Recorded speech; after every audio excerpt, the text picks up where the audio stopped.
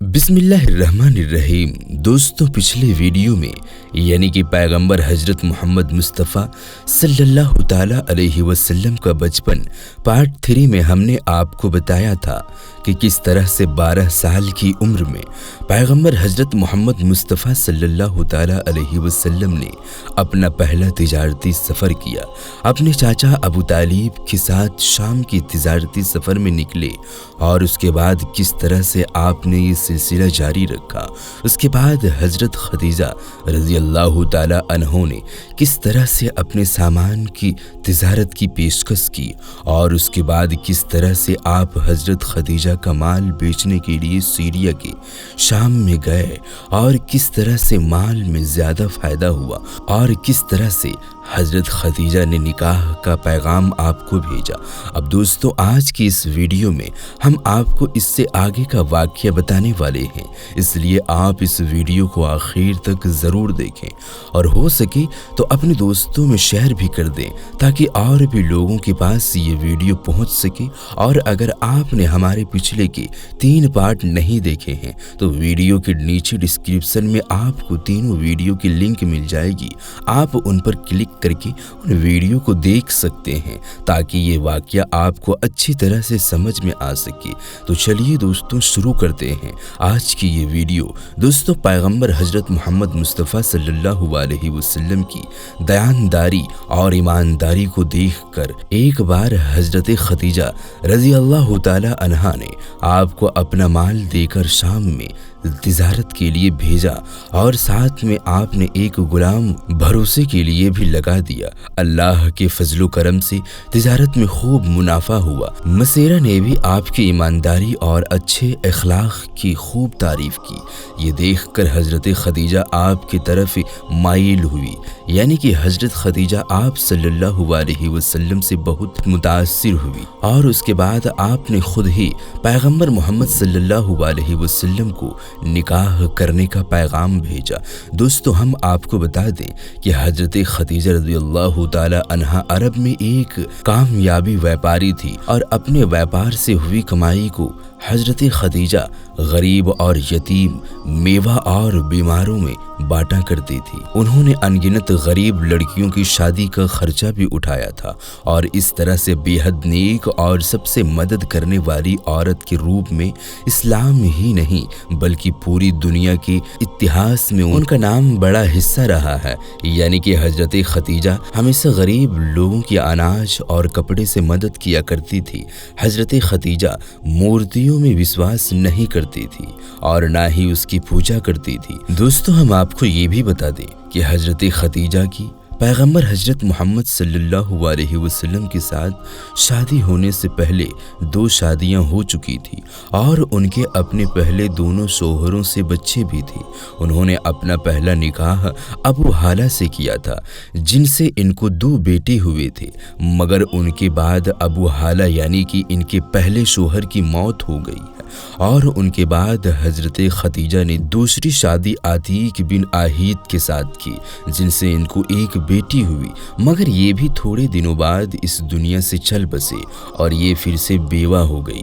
اس کے بعد عرب کے بڑے بڑے تاجداروں نے سرداروں نے پیشکش کی مگر حضرت خدیجہ راضی نہ ہوئی، یہاں تک کہ اللہ تعالیٰ نے آپ کو پیغمبر محمد صلی اللہ علیہ وسلم کی طرف مائل کر دیا۔ دوستو، ان کے بعد حضرت خدیجہ نے پیغمبر حضرت محمد صلی اللہ علیہ وسلم کی ایمانداری اور تجارتی سفر کو دیکھ کر تیسرے نکاح کا پیغام آپ نے خود ہی اپنی خاص سہیلی جس کا نام نفیسہ تھا اس کے ذریعے سے اپنے پیغمبر محمد صلی اللہ علیہ وسلم کے پاس نکاح کا پیغام بھیجا۔ تو یہ سن کر پیغمبر حضرت محمد مصطفیٰ صلی اللہ علیہ وسلم نے یہ کہہ کر انکار کر دیا کہ وہ اس کے بارے میں پہلے اپنے چاچا ابو طالب اور اپنی چاچی سے بات کریں گے، اس کے بعد میں ہی وہ اس کے بارے میں بتائیں گے۔ دوستوں، اس کے بعد پیغمبر حضرت محمد صلی اللہ تعالی علیہ وسلم نے اس پیغام کے بارے میں اپنے چاچا ابو طالب سے بات کی، یعنی کہ ان کو اس پیغام کے بارے میں بتایا۔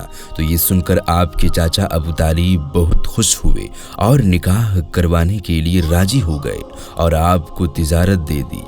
آپ کے چاچا حضرت حمزہ نے خدیجہ کے ساتھ عمر بن سعود سے رسول اللہ صلی اللہ علیہ وسلم کے ولی یعنی کہ بڑے ہونے کی حیثیت سے بات چیت کی اور 20 اونٹنی مہر یعنی کہ نکاح کے وقت عورت یا بیوی کو دے دینے والی رقم یا جو آپ کی حیثیت ہو یہ دیکھ کر آپ کے چاچا ابو طالب نے آپ کا نکاح پڑھا دیا۔ دوستوں اس کے بعد حضرت خدیجہ اور پیغمبر محمد صلی اللہ تعالی علیہ وسلم کی اللہ کی حمد و ثنا کی گئی۔ اس کے بعد قبول نامہ ہوا اور مہر بیان کیا گیا۔ مہر میں 20 اونٹنی لکھی گئی۔ دوستوں یہ ملک شام کی واپسی کے 2 مہینے کے بعد کی بات ہے اور اس وقت آپ کی عمر 25 سال تھی اور حضرت خدیجہ کی عمر 40 سال تھی۔ حضرت خدیجہ آپ کی پہلی بیوی تھی۔ حضرت خدیجہ کے جیتے جی آپ نے کسی اور عورت کے ساتھ شادی کرنے کی آپ کی تمام اولادیں بھی انہی سے ہوئی ہے، صرف ابراہیم ماریہ سے پیدا ہوئے تھے۔